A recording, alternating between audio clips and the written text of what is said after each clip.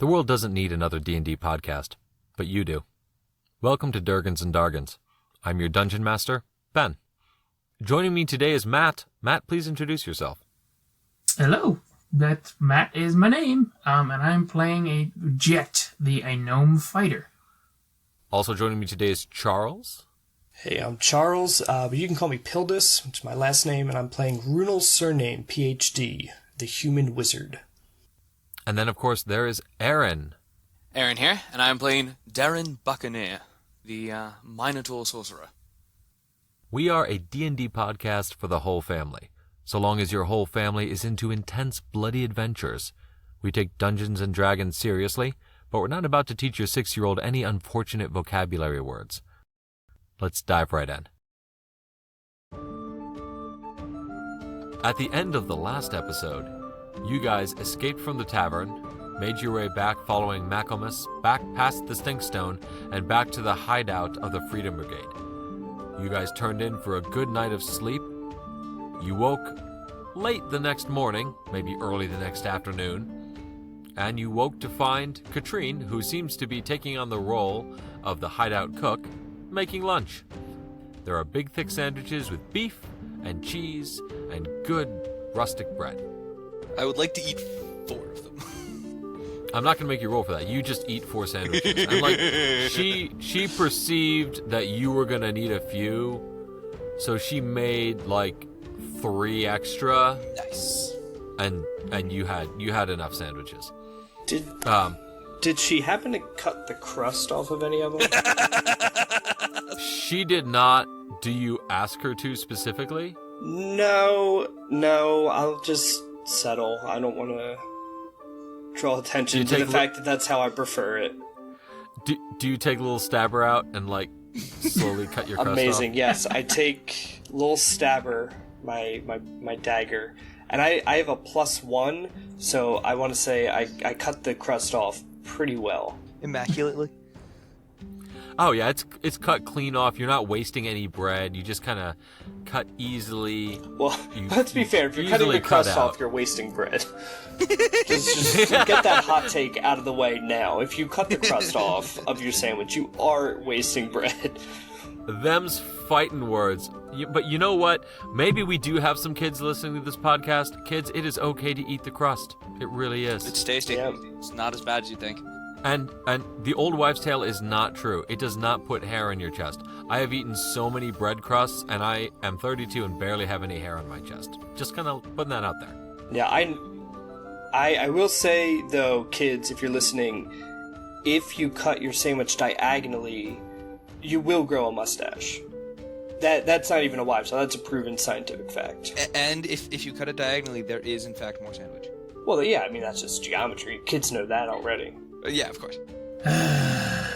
Science. Durgans and Dargans, misleading the youth of America since 2022. I am so done. Somewhere Neil deGrasse Tyson is getting irrationally angry and he doesn't know why. Today's episode is brought to you by misinformation. Misinformation.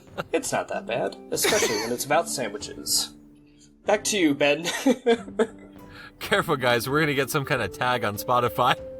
All right. I am not up for this right now. As you are sitting around the lunch table, Henry and Malgomere come up to you and they say, "Oh, well done. Well done." And Malgomere says, "Oh yeah, that was a good job you guys did last night.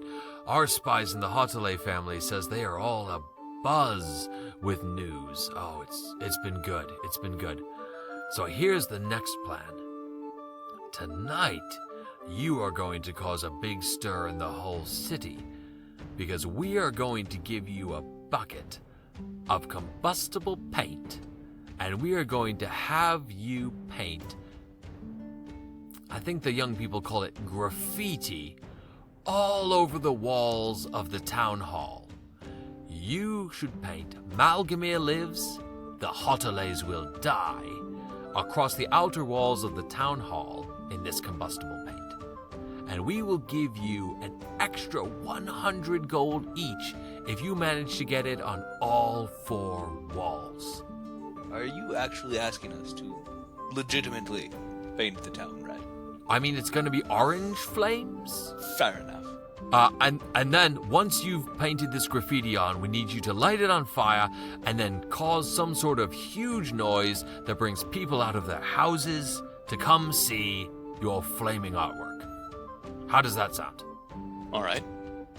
Now, this one's a little tricky because the Hautolay prison and the Hautolay family house, their castle really these days, is not too far from the city hall. So we're not having you do it on the Hautolay house, but we do want you to put it on the city hall. Do you think you can do that for us? Well, lads, what do you think? I'm thinking we haven't gotten paid for the last one yet, have we? I don't believe we have. We did? He did pay us? Malgomere says, Oh, no, absolutely. And he hands you each a coin purse, heavy coin purse. And you open it and you count it, and there was 100 gold. He says, I am as good as my word. This one, if you get all 4 walls, you will get 200 gold. Jeez, we're making out like bandits. But like making out like freedom brigaders, I'd say. I told you we'd pay you, and here we are.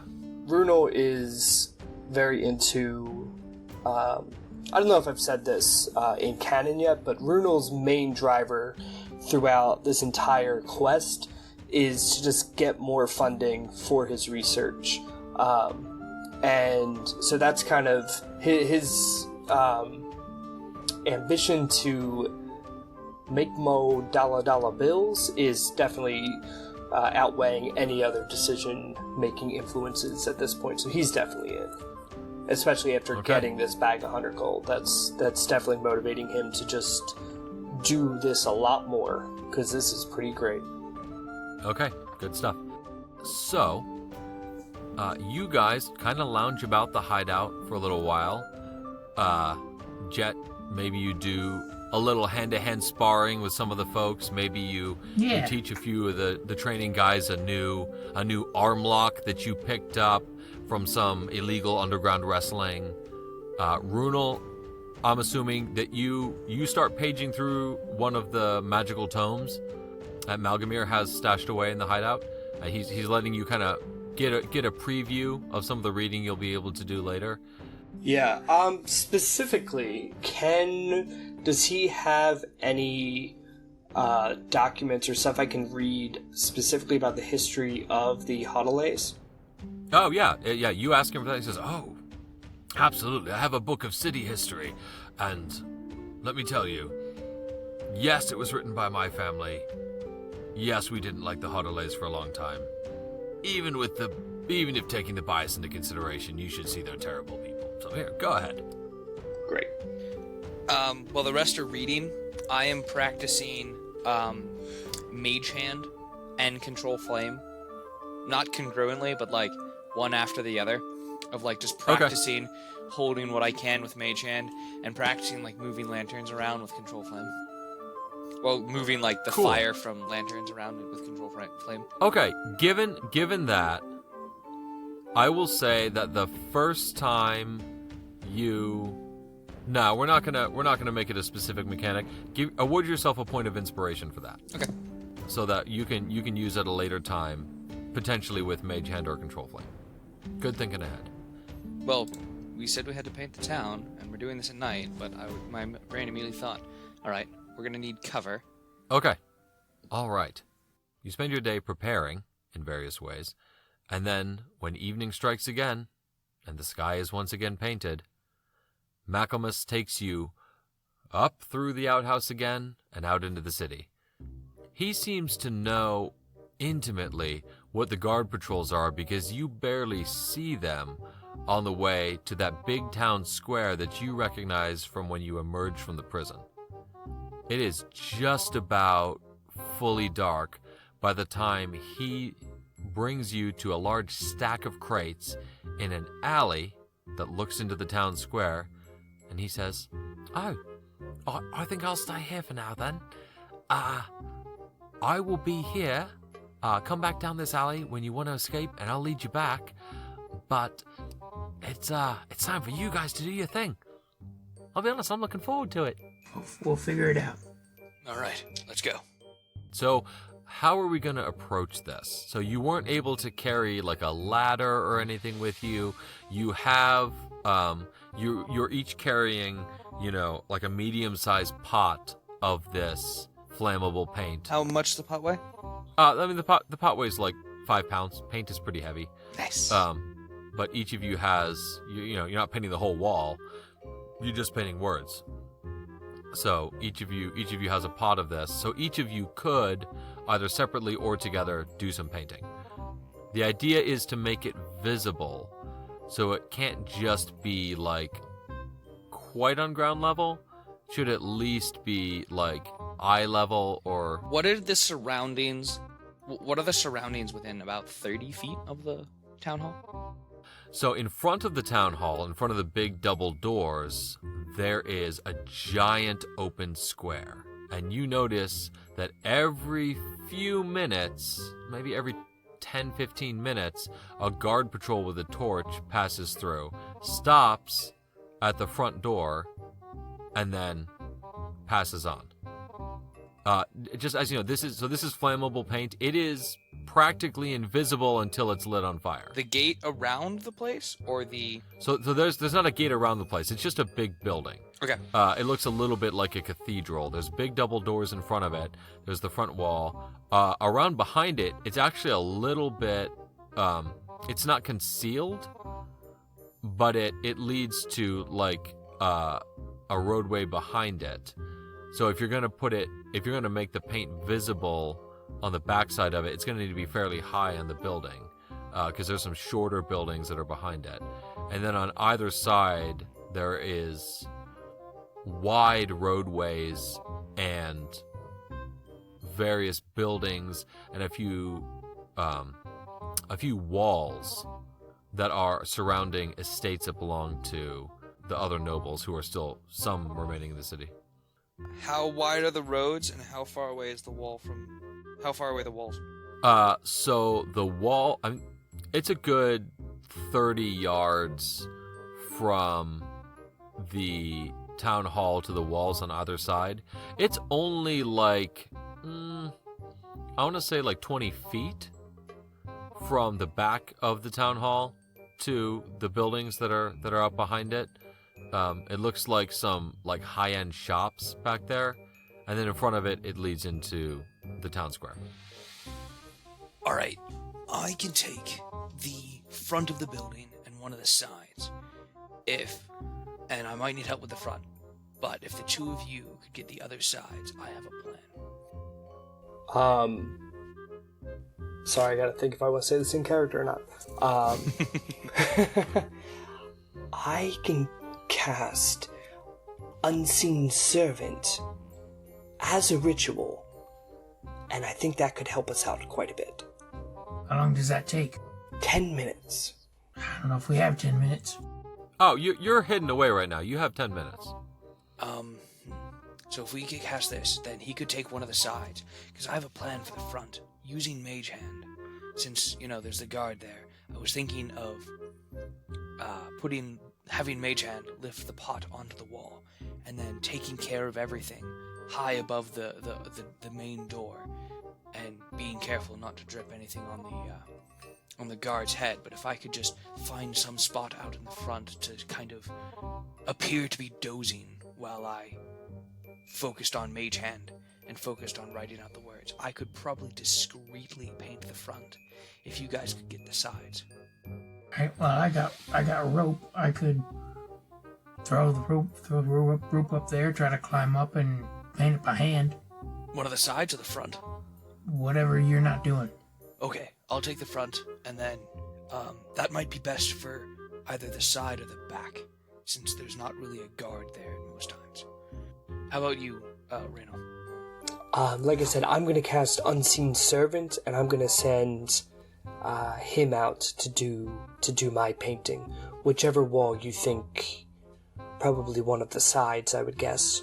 Yeah, we'll have him do the side, and then we'll meet up, and the back will probably be easiest, so we could probably do the back real quick together at the end. But the front is the one I'm worried about, and the one I want to get done the fastest. Okay, so you've got plans for 3 of them. Can Unseen Servant fly, Runo?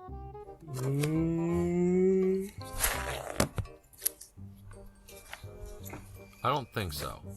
Nope.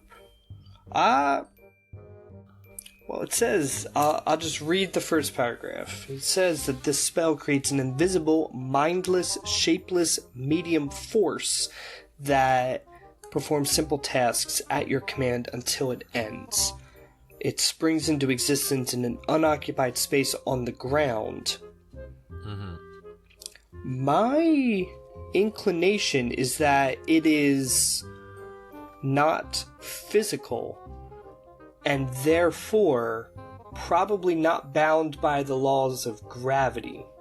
I guess it's a ritual, so you couldn't use it in a pinch. That is super, super useful if it can fly. Huh. I mean, it's up to you as the DM if it can, but I'm making the argument that it's not a physical thing. It is a so it's magical. And I don't know if you've seen Harry Potter, but they fly. All right. Like, I'm picturing, actually, one of the ghosts from Harry Potter, right? Like, they kind of just float around. Okay. They're not physical. I would make the case that it can fly, but I will submit to your judgment, good sir. So that's fair. However, we will say that trigonometry does still apply. Ah, yes, I forgot about trigonometry. And it says in the description that it has a range of 60 feet.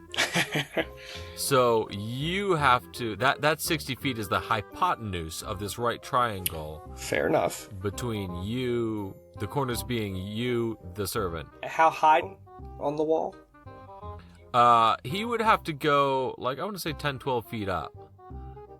I don't know if someone actually wants to do the math I'm already here. on it. 10, 12 feet up, that would require... Actually, wait. That's... Now, I guess if there's buildings on the other side, we're talking 20 feet up. So maybe 20 feet up. It depends on whether he's getting Runel is next to the wall, or if he's trying to stay hidden somewhere else. If Runel is within 15 feet of the wall, and it is 20 feet up, then... he has to be within 60 feet of the Unseen Servant. So... Actually, a little less than that. Well, no. 60 feet of the Unseen Servant.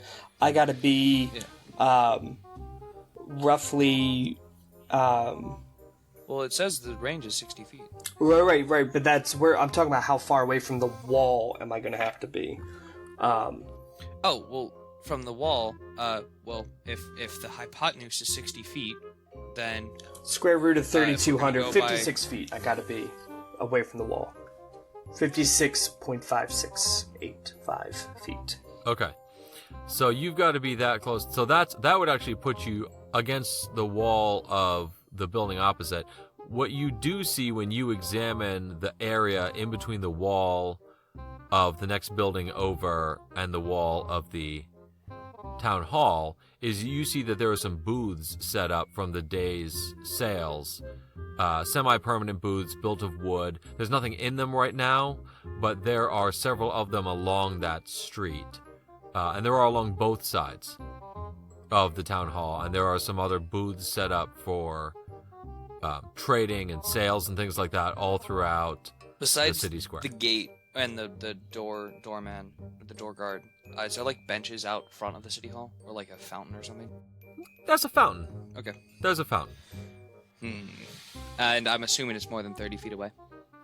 It is I want to say it's 40, 50 feet in front of, there's a big set of steps and things like that.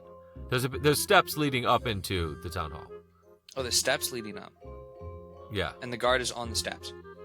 The guards will come to the base of the steps and then, look around and then go on their way. every 10-15 minutes or so. Okay, when the guards are in the like switching mode, I want to be at the edge corner of so looking at the front, I'm off to the side, so I'm hidden from view of the front. But when the guards change, I want to sneak up. How high are the steps? Like how many steps? It's like 10 steps. I want to at one point try and kind of stealthily sneak up and hide in the corner of the steps. Yes, I know this is very dangerous. Okay. Okay, there we go. Make a stealth roll. Dice, don't fail me now. Stealth, you say? Yes, stealth. That's an 18. Okay. You hide in the darkness in the corner of the steps, and I'm going to say that it's going to take you, using Mage Hand, it's going to take you about 20 minutes to paint this. Because you all have brushes, but you're using Mage Hand directly. You only have one Mage Hand.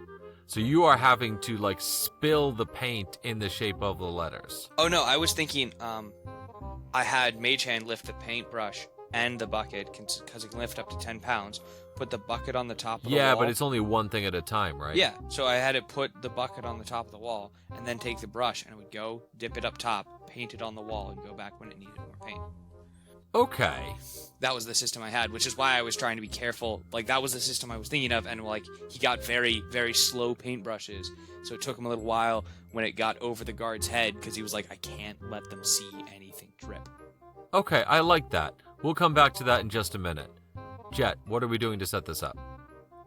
Well, no magic, because that ain't my thing. Kind of wishing I did. But I got some rope. So, I'm going to... I think what I'm thinking is I would use... I think I have a few arrows in my pack. I'll like kind of wrap an arrow around it. Around on the end of the rope. And either... I might have a bow. I'm not sure if I do or not. But if not, I would at least... in the least give my best shot trying to throw it up as high as I can to get the rope taut. I don't have or maybe I'll like improvise a grappling hook out of some like tools I have. Try and latch it on there and get a rope up there, and then climb up the rope and do the best I can to paint it, to paint the wall by hand. I don't think I can actually see in the dark, so maybe I'll like light a match or something and try to give myself a little bit of light. And if any of the guards come nearby, my best bet is gonna have to be climb up on the wall and pull the rope out of sight. Okay. So you move yourself into a position to fire this arrow up over the wall to see if you can, latch a little grappling hook over the top of it. And you start to hear a voice coming from the road walking towards you. And it sounds like, well, Mark,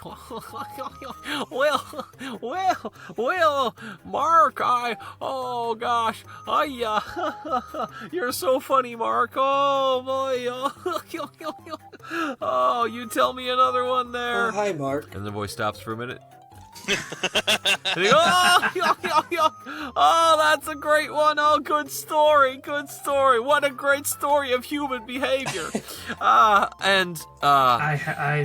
don't even attempt the arrow. I just hide if someone's coming by. Okay. Make a stealth roll.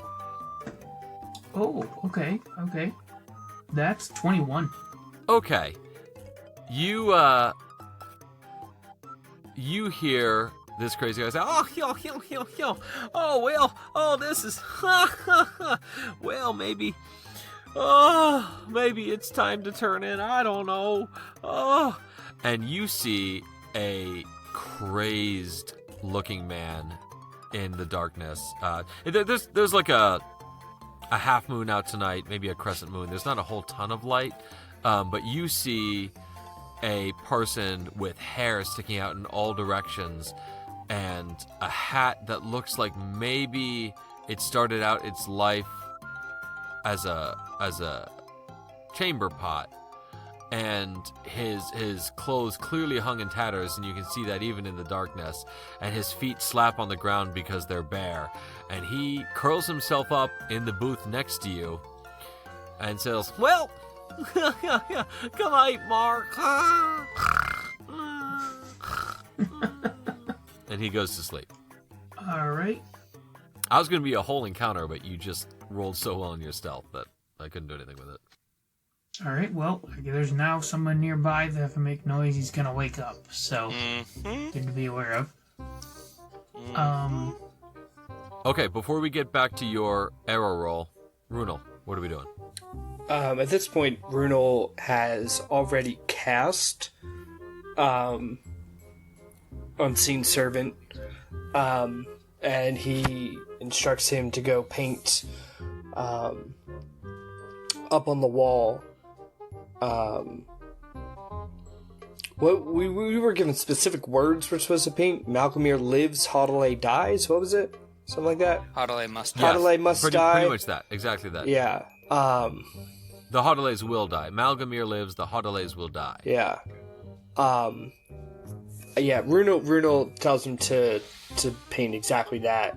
But in order to do so, actually no, one change, he's gonna have them have his Unseen Servant add the poop emoji right after the name Hautolay. There we go. I But love it. in Hoping to get a order, little bonus I know in there. order to do that, because we did our math, he can be 60 feet away from me. So to get him 20 feet up on the wall, I have to be at least 56, or at most 56 feet away from the wall. You said that there are like carts and like booths from Yeah. the day. Yeah, so I'm gonna try and sneak up to the closest booth I can, so as not to break the distance between me and my little sidekick here, Okay. who I am naming Pudgy. Pudgy. I love it. Do me a favor. Make a stealth roll with advantage.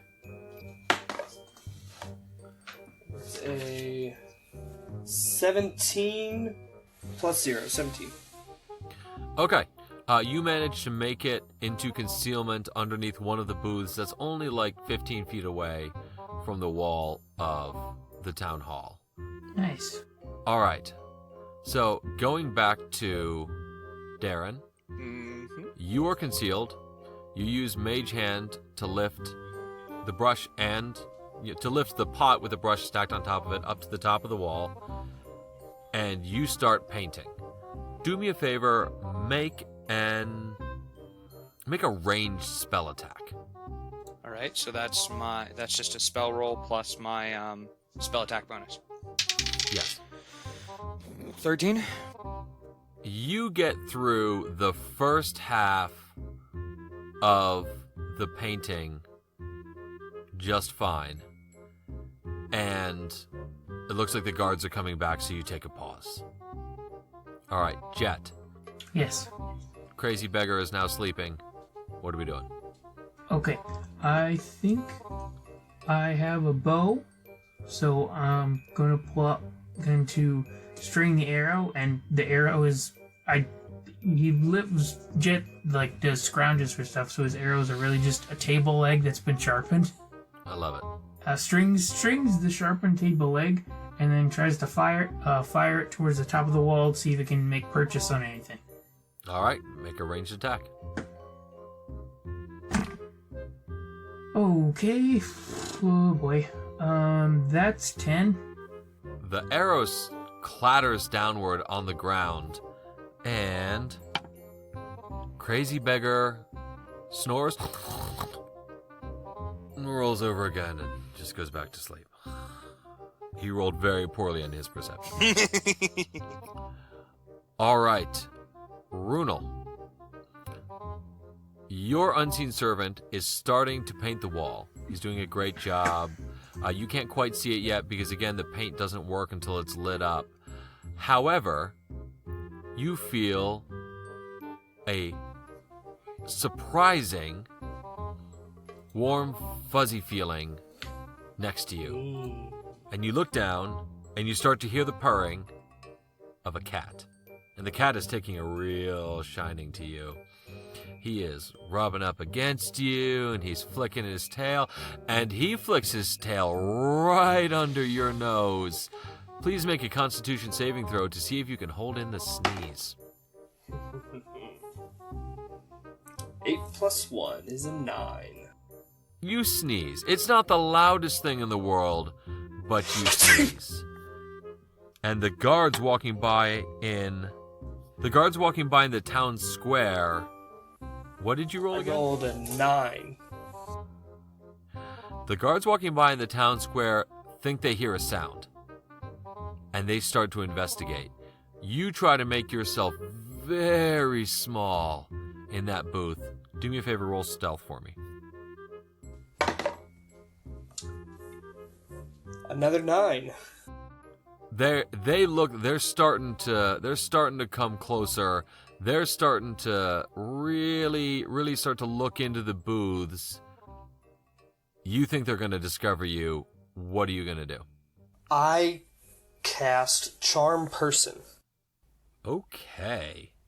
How many are there? There are 2 guards. There are just 2 guards. On whichever one looks bigger and or more important. If they look identical, I cast on the one on the right. Okay, yeah, that you can't see in the dark. It's hard to. Again, none of you have dark vision, which is hilarious. This is probably the one party where you could have the most fun. I really will. Anyway, you cast it on the bigger of the 2 guards. They are carrying a torch. You can see them a little bit. They're wearing standard guard armor. And how does Charm Person work? He makes a Wisdom saving throw, is it? He's going to make a Wisdom saving throw, and when failed, he's charmed until the spell ends, or if I do anything to hurt him. Okay. The charmed creature regards you as a friendly acquaintance, but when the spell ends, the creature knows he was charmed by you. Well, I'm assuming a 6 doesn't make the saving throw. Ben, let me tell you something. Man. It doesn't. Somehow I guessed. All right, he is now charmed. What are you going to do with that? I'm going to make him think that we are friends from high school. And I want him to recognize me as his best friend from high school, who I was actually president of the anti-graffiti club in high school, and that I had the worst handwriting of anybody he ever met. Also, deathly allergic to combustible paint. That was something else that he remembered about me, and he's going to relay all of this information to the other guard. Can you do that telepathically, or do you... I mean, if he has message, he could tell him that. I don't have message, but how about I say all of these things, and he disagrees with me? Okay, so here we go. You kind of emerge from the booth, and he goes, hey, yeah, it's you, Runny, how you doing, man? Yo, Yeah, I haven't seen you since high school. you old son of a gun, you so-and-so, put her there. Yeah, he gives you a big old handshake, and it hurts a little bit. I'm not gonna make you take damage, but it's a big rough handshake. And he says, yeah, what have you been up to these days? Not graffiti, I'll tell you that. You know me. Yeah, You know me, very against it. Yeah, I remember. You were always very against graffiti. President of a club or something like that. Yeah, so what are you doing out? It's late at night. I'm just out for a stroll, as you know I'm one to do. But tell me, what are you doing out? Well, I'm working for the gods that's these right. days. If you couldn't tell by the uniform. That's right. But That's look, right. look, man. I don't want to arrest you, but there's a little bit of a curfew going my gosh. on. The Hautolays. Yes, are like, yes. Look, I don't want to like be the one to be the bearer of bad news, but like, look, Hank here. Hank, I got this one. He's good. He's good. And Hank is like, all right, I don't care. And he's, why don't you go back to your room? Look, come by the God Station tomorrow. We'll catch up. You know, we'll talk about old times. The old times are kind of fuzzy right now. I don't seem to remember them very well. But you can tell me all about high school and, you know, Halting Stream High, and we'll chew the fat. How about that? But you gotta go. I am going to be completely honest with you. There is nothing I would love more than to do exactly everything that you just said. And again, that is complete honesty. And you know, I absolutely believe you. You're always an honest guy. I'm gonna go home right now, old friend. And Hank, was it lovely meeting you as well? I look forward to knowing you more. Hank kind of grunts you like, like, all right, yeah, okay, good. Well, look, just get home safe. Oh, of course. And go. We didn't see nothing. oh no, and actually, to thank you, I thought I might help you out a little. I did see some ruffians, really messing around, violating curfews and such, about 8 blocks from here. And they were big. You probably need all of your guards. Oh, well, it's just the two of us on this beat tonight. Oh, yeah, we'll go check it out. Come on, yeah, Hank, let's go. Definitely Let's go. go 8 blocks away, and Which definitely direction? take. Well, you're a smart guy. Which direction do you think they are? Oh, yeah, they're definitely to the west. Yeah. The west is always You called giving it, us my trouble. friend. You called it just as I knew you would. They are 8 blocks. Actually, we saw them. I saw them. I use the royal we sometimes. I saw them a short while ago, so they're probably about 12 blocks away now. But if you hurry We better. in the western direction and make sure it's you and Hank, you probably can catch him. Oh, yeah, that's... like, come on, Hank, let's go. And Hank just cannot be bothered. He was like, all right, let's go, come on. And, all right, come on, let's go, we better get... And they start speed walking in a westerly direction. During this time, the unseen servant has finished painting along the side wall. That wall is... I give Pudgy a thumbs up. Darren, at this point, there are no more guards. You're welcome. I do want to say this though. Sorry, I realized that Mage Hand only lasts a minute, so I've been like resetting it every once in a while. Okay. It's still it's a cantrip, right? Is it a first level spell or a cantrip? It's a cantrip. It's a cantrip. So yeah, I've just been resetting Okay, the yeah, cantrip every you once got in a while. But I realized I have another idea. So I swiftly cast message to both. Can I cast it to 2 people? Yeah, I say yes. Yeah. So I cast it to Runo and Jet real quick, and I say, guys, and specifically, Jet, don't get worried. It's me. I'm using magic. Don't freak out. And I don't say anything, but in just my head, Jet is like, what the heck? I don't think you could respond to message, but I say, all right, do a line from both ends of the sentence and draw the line, paint the line to about the halfway mark on the on each side till it hits the corner. So if I can do this right, we can light the whole paint ablaze in one spark. Okay. So yeah, keep resetting Mage Hand, and I paint it, but so I also paint then again, basically making sure the letters at least touch a bit, so that it all lights up in one bit, and then I put a line all the way across the whatever's left of the wall to make sure that it hits the corners so the paint can touch on every single wall. Okay. Oh, you know what? I didn't specify, but Runel wrote his message in common. Oh, yeah. Yeah. To make sure. So yeah, we have 2 walls finished now. Jet, let's go back to you. Do me a favor, make another ranged attack. You want me to? I'm gonna fire the arrow again. Yeah, he didn't wake up last time. Unless you want to try something else. I think it. Or what is the wall made of? Just large stone blocks. Are there like any cracks or like little crevices in the wall that I could see? It's a pretty high DC, but you could climb it if you wanted to. Yeah, I think I'm gonna. I think he's gonna. I think he's. If the arrow stopped, he's like, oh, well forget that. He's gonna pull out, Okay. Some of his tools and then use them as handholds, try and climb up the wall, and then do his best to paint it that way. Okay. Make a. What is that?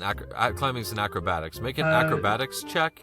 I would say he's trying to muscle his way through it. Is that kind of thing? Okay, he's doing. so we'll call it an athletics check. Yeah. We'll call it an athletics check.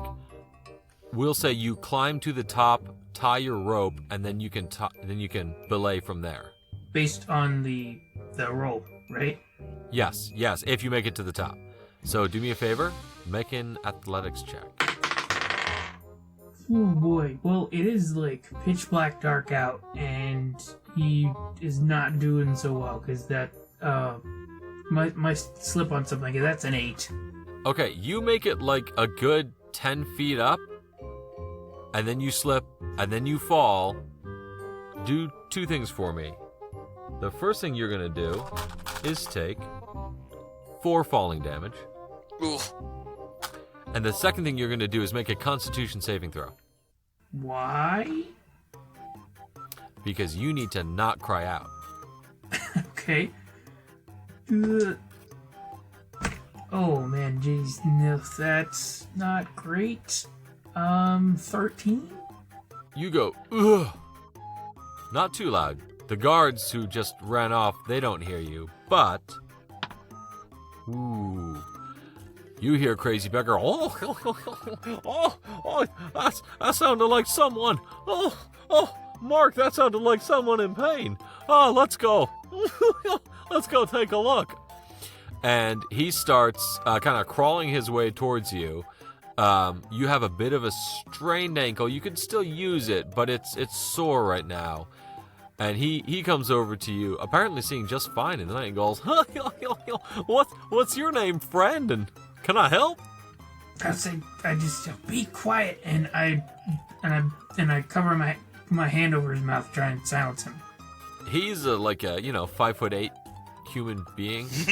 Yeah. How are you covering it? Oh no, because he's crawling. That's right. So yeah, so you cover his mouth, and he's crawled up next to you. He goes, "Oh, you hear that, Mark? We gotta be quiet." I stuff his mouth so he stops talking. Oh well, he spits. Oh, I'll be quiet. It's all right. Hey, what's going on? Are you all right? Be quiet. Not time for this. I attempt to grapple him and start pulling him away towards the booth out of where there's some cover nearby. He starts to make a little bit of a rock. Oh, hey, stop that now. I'm just trying to be friendly. Come on, Mark and I were just being cool. What's up? Can I make athletics check just to gag him so he won't say anything? Jed is not having it right this second. You can grapple him. Yeah, I would. Okay, here we go. Yeah. That's usually an athletics check versus his athletics or acrobatics. Okay. Yeah, he's gonna do athletics. Okay, that's 16. Yeah, he rolled a dirty 20. Crazy is strong.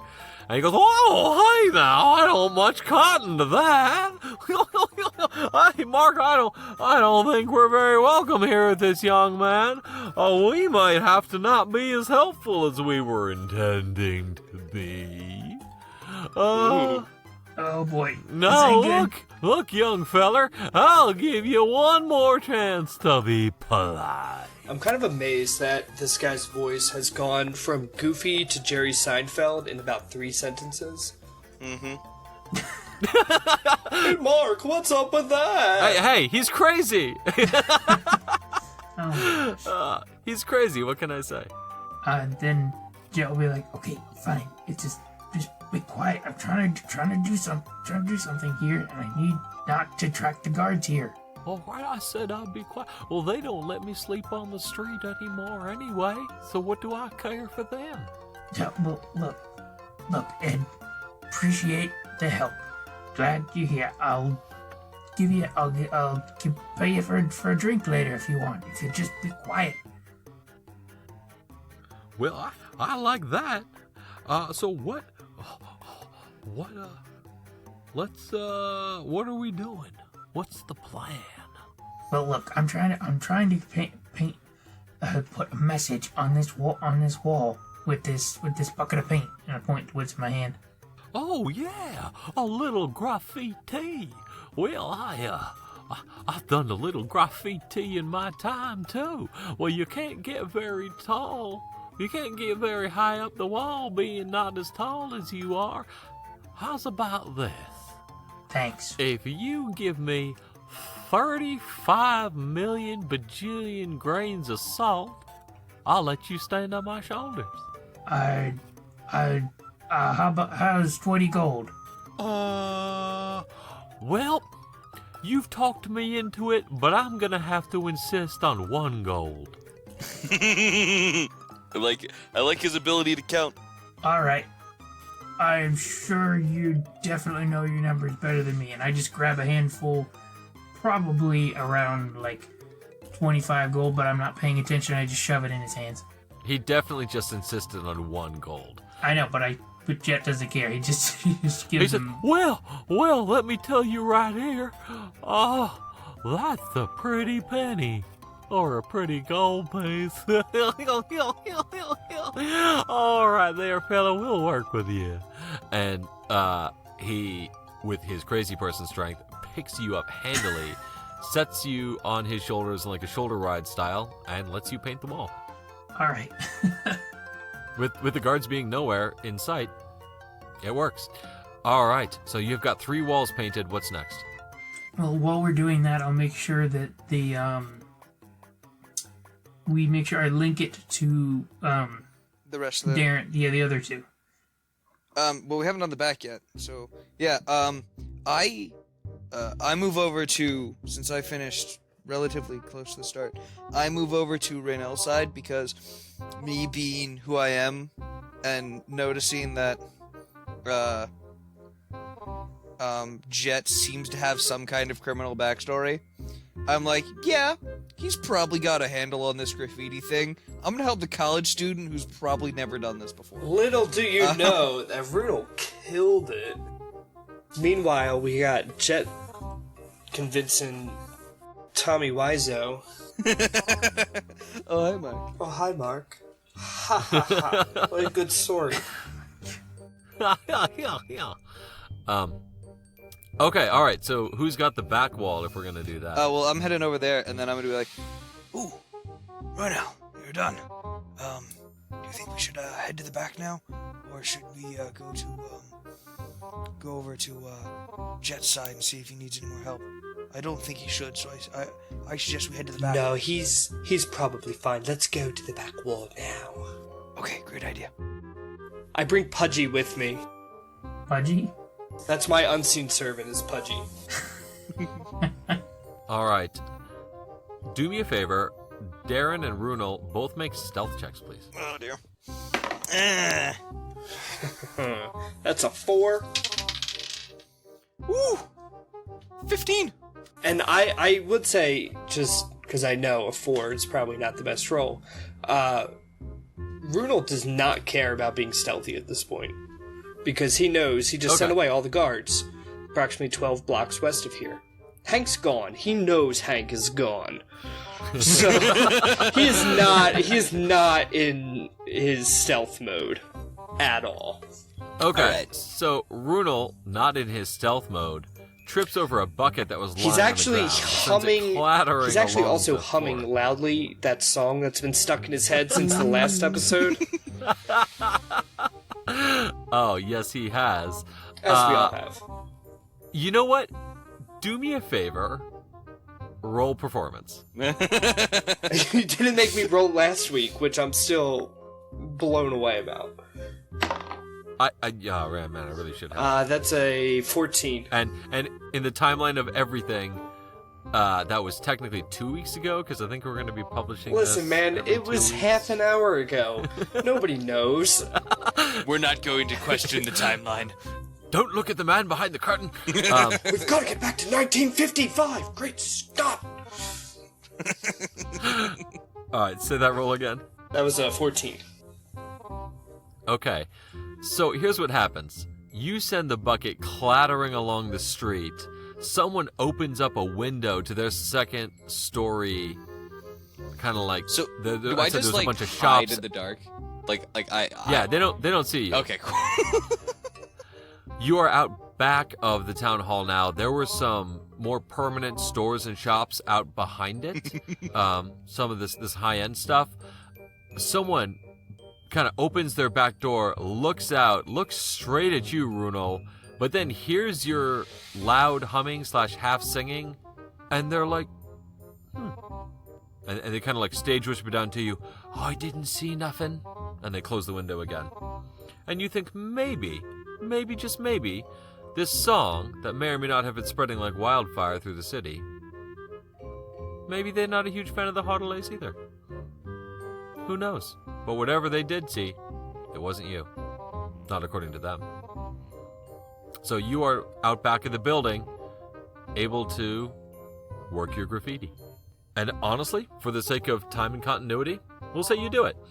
And you do it quickly, because between Darren's mage hand and Unseen Servant. Brunel's unseen servant, Brunel's pudgy. we are all set. Brunel's Bruno's pudgy. Yeah, cuts so the time in half. Yes, Brunel's pudgy. It cuts the time in half. Get yours today. Today's episode brought to you by Pudgy.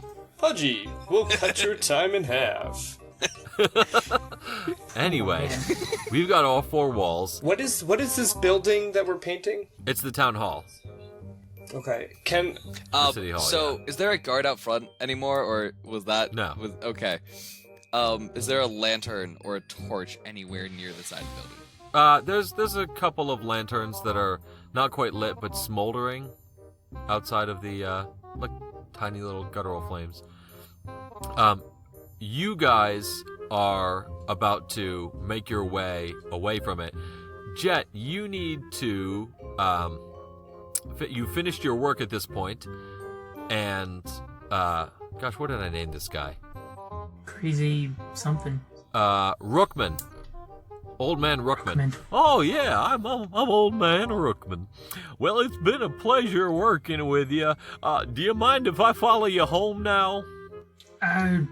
Jet, did you acquire a pet? Question mark. For lack of a better term, I really appreciate it, sir. But I got some trouble with the missus at home. I don't think she'd appreciate more guests. I'll tell you what. I'll give you some extra change for a drink tonight. I hand him another, 10 gold. Jet Well, can't do I'll math, be kept can in he? drinks for a while. But if you ever do need me to help with those marital troubles, I am a licensed mental health counselor. Can Jet count? Sorry, go ahead. -3 to intelligence. Oh no! before he Okay. before he leaves, Runo is gonna cast Charm Person on Rookman. Okay. Wait. What? Oh no! Rookman needs to make just What? hear me out. Rookman needs to make a saving throw. I think it's Wisdom. Okay. Rookman rolled a Natural 2. That's... So where are we all right. going with this? Rookman. Meg, I need to tell you something. Oh, yeah? All right. Don't trust Mark. Oh my... He looks in the empty space next to him and goes, oh, and then looks back at you and says, well, why ever not? Also, I believe you owe me 20 gold. I do believe I do. And he carefully counts out 20 gold into your hand. All right, run along now. Whoa, you're a monster. Listen, it was well worth the spell slot. So, as a dungeon master, and as a storyteller, I do need to remind you that at this point, you guys now need to A, light the graffiti on fire, and B, cause some kind of scene that's going to draw people to their windows. How are you doing that? That's actually a great point. Mark, Rookman, Yeah? don't go too far. Go hide over there. All right. And he goes down and, hunkers down behind a booth. I'm gonna save myself a Rookman for later. I think he might come in useful in making a scene. Oh my gosh. Well, I have a plan. All right, guys, let's get about 120 feet away. Okay. Trying to think. Is there a bell anywhere near City Hall? City Hall definitely has a bell tower. Did anyone have a ranged attack that's about 120 feet? That's not firebolt. I have magic missile. Would that ring the bell? It is force damage. So that'll ring the bell.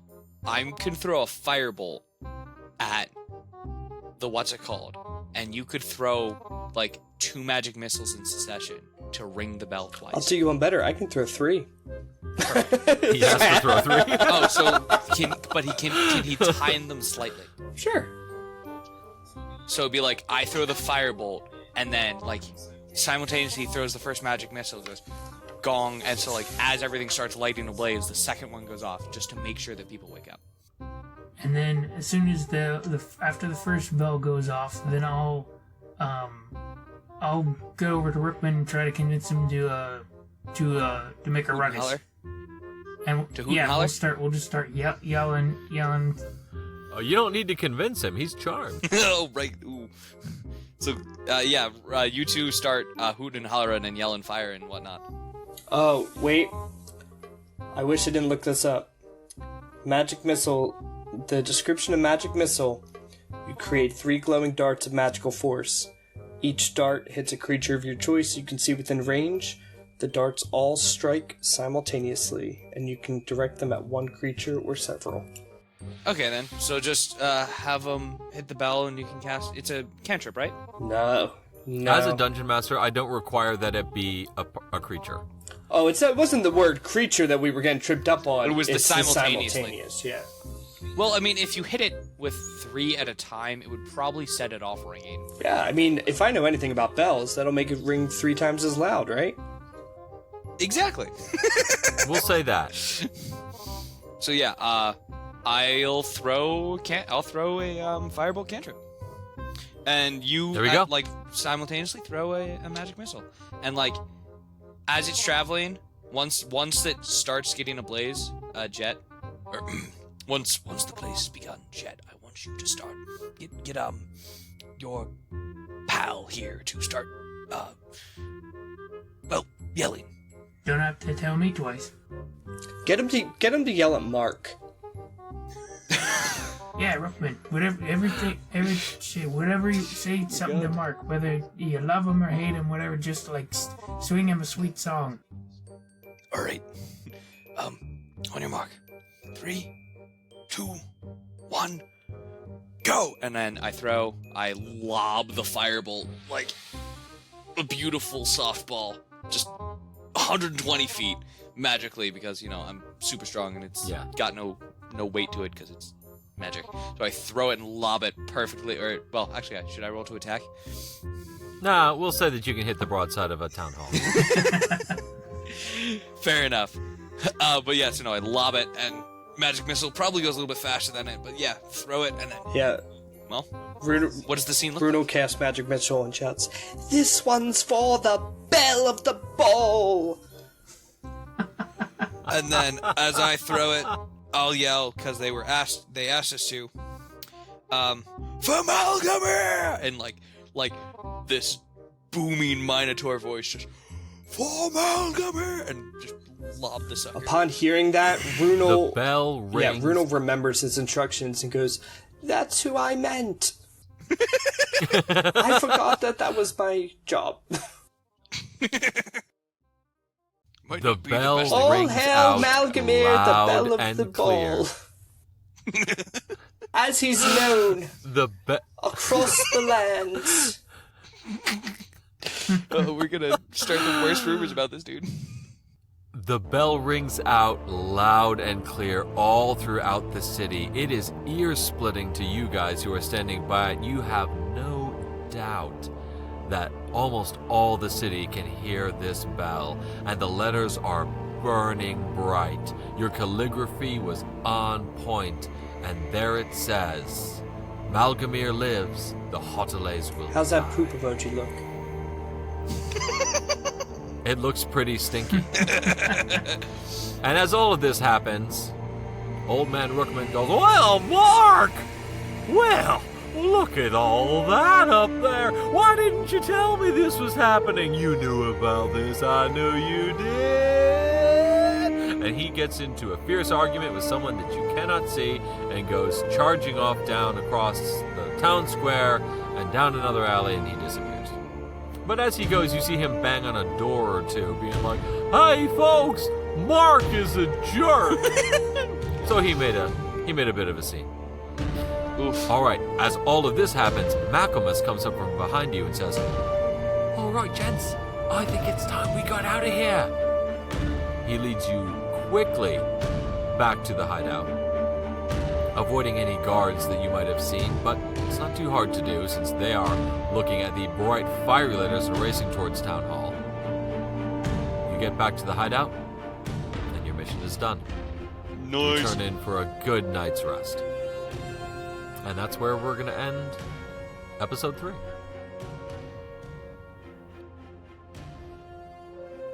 Once again, thank you to my wife for letting me play D&D as a hobby. Thank you to my excellent players. And thank you to our excellent listeners. I'm assuming on that one, but I think you guys are probably pretty excellent. And once again, thank you to Kevin MacLeod for his music. Following this, there will be the musical attributions, so you all can skip to the next one now or listen to the music that I selected.